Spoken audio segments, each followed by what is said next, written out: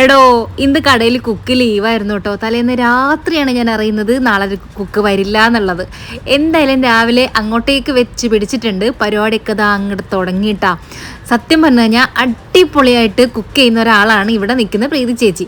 അതുകൊണ്ട് തന്നെ എനിക്കിവിടെ വന്ന് കുക്ക് ചെയ്യാനായിട്ട് മുട്ടുംകാലം വിറക്കാറുണ്ട് കേട്ടോ. സത്യം പറയുകയാണെങ്കിൽ എന്തോ ഒരു കോൺഫിഡൻസ് കുറവാണ് ഇപ്പോൾ ഇവിടെ കുക്ക് ചെയ്യാൻ വേണ്ടിയിട്ട് വരുമ്പോഴത്തേക്കിനും. എന്തായാലും ഇന്നിപ്പോൾ ആളില്ലാത്തത് കൊണ്ട് തന്നെ ഞാൻ കുക്ക് ചെയ്തല്ലേ പറ്റുള്ളൂ.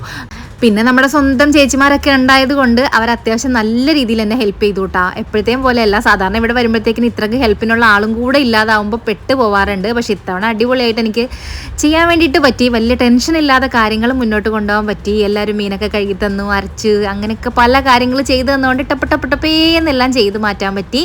കക്ക ഇറച്ചി വെച്ചു. ഇനിയിപ്പോൾ ലാസ്റ്റായിട്ട് ഇതാ ഈ മീൻ പൊള്ളിച്ചതും കൂടിയാണ് കേട്ടോ വെക്കാനുള്ളത്. ഈ കണ്ടല്ലോ, ഇതൊക്കെ ഞാൻ ഉണ്ടാക്കിയതാണ് കേട്ടോ. 2 തരം സൈഡ് കറി, സാമ്പാർ, മീൻചാറ്, മീൻ കറി, പൊരിച്ച മീനിൻ്റെ മസാലകൾ, പൊരിച്ച മീൻ, മീൻ വറ്റിച്ചത്, ചെമ്മീൻ റോസ്റ്റ്, മീൻ കറികൾ, മീൻ പൊള്ളിച്ചത്, കക്ക പൊരിച്ചത്. അപ്പോൾ ദാ എല്ലാ ഐറ്റംസ് റെഡിയാക്കിയിട്ടുണ്ട് കേട്ടോ. രണ്ടാമത്തെ പന്തിയിലേക്കുള്ള ചോറ്, അതായത് ആദ്യത്തെ ചോറ് തീരാറാകുന്ന സമയത്ത് തന്നെ നമ്മൾ രണ്ടാമത്തെ ചോറ് അപ്പം തന്നെ ഇടും.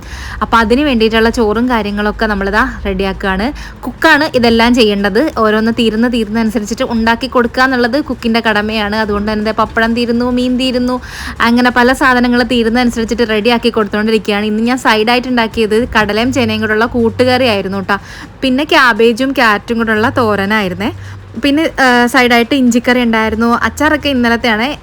പിന്നെ എന്തായാലും ഇതുണ്ടാക്കി കഴിയുമ്പോൾ ഒരു ടെൻഷനാണ്, പടച്ചോനെ നന്നായിട്ടുണ്ടോ എന്ന്. പിന്നെ ഇങ്ങനെയുള്ള പാത്രങ്ങൾ കാണുമ്പോൾ ഒരു ആശ്വാസമാണ്.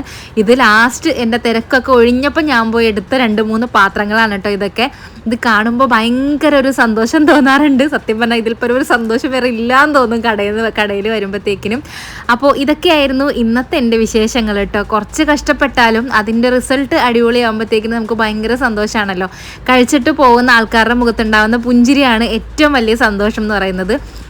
പിന്നെ എല്ലാം കഴിഞ്ഞിട്ട് ഒന്ന് റെസ്റ്റ് എടുക്കാനിരിക്കുകയാണ്. ഒരു ചായയും ഒരു പഫ്സും കഴിക്കാമെന്ന് വിചാരിച്ചു. ഈ ഒരു പഫ് ഫാക്ടറിയിലെ പഫ്സൊക്കെ നല്ല ടേസ്റ്റാണ് കേട്ടോ കഴിക്കാൻ വേണ്ടിയിട്ട്. അപ്പോൾ അവിടെ നിന്ന് ഒരു കാപ്പിയാണ് കേട്ടോ ഞാൻ പറഞ്ഞത്. ഒരു കാപ്പിയും ഒരു ക്ലാസിക് ചിക്കൻ പഫ്സും പറഞ്ഞു. ഇക്കാണെങ്കിൽ ഒരു ചീസി ചിക്കൻ പഫ്സും. അങ്ങനെ ഞങ്ങളൊരു ചായയൊക്കെ കുടിച്ച് കുറച്ച് നേരം ചില്ല് ചെയ്ത് അവിടെ ഇരുന്നിട്ടാണ് കേട്ടോ വീട്ടിലേക്ക് തിരിച്ചു പോകുന്നതിൻ്റെ ഇടയിൽ പിന്നെ ഒരു പരിപ്പോടയും കൂടെ കഴിച്ചിട്ടുണ്ടായിരുന്നു. പിന്നെ അവിടെ ഗോളി ബജി ഉണ്ടാക്കുന്ന ആ ചേട്ടൻ പറഞ്ഞു നല്ല ടേസ്റ്റാണ് ഗോളി ബജിക്ക്, അപ്പോൾ അത് കഴിച്ച് നോക്കുമെന്ന് പറഞ്ഞിട്ട് തന്നതാണ്. പക്ഷെ അതെനിക്ക് അത്ര ഇഷ്ടമായില്ല. അവിടുത്തെ പരിപ്പോടെ സൂപ്പറായിരുന്നു കേട്ടോ. ഹാദുക്കുട്ടൻ അനിയത്തിൻ്റെ വീട്ടിലായതുകൊണ്ട് ഞങ്ങൾ കുറച്ച് നേരം കൂടെ ഒന്ന് ചില്ല് ചെയ്തിട്ടാണ് വീട്ടിൽ പോയത്.